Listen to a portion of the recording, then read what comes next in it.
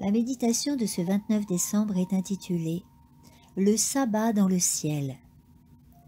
Car, comme les nouveaux cieux et la nouvelle terre que je vais créer subsisteront devant moi, dit l'Éternel, ainsi subsisteront votre postérité et votre nom.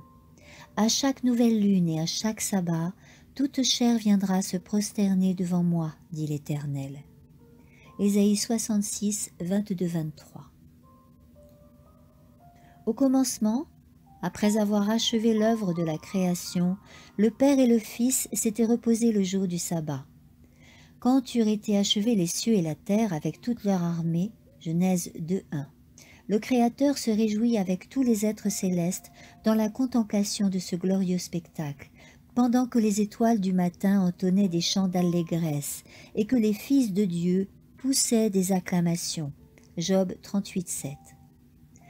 Quand aura lieu le rétablissement de tout ce dont Dieu a parlé par la bouche de ses saints prophètes d'autrefois, le sabbat de la création, le jour où Jésus s'est reposé dans le tombeau de Joseph, sera encore un jour de repos et de réjouissance.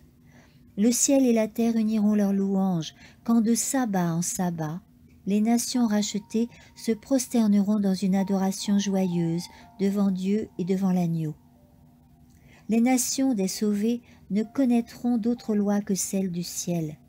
Ils formeront une famille heureuse et unie. Ils seront revêtus de vêtements de louange et d'actions de grâce. Alors retentiront les saintes mélodies des étoiles du matin.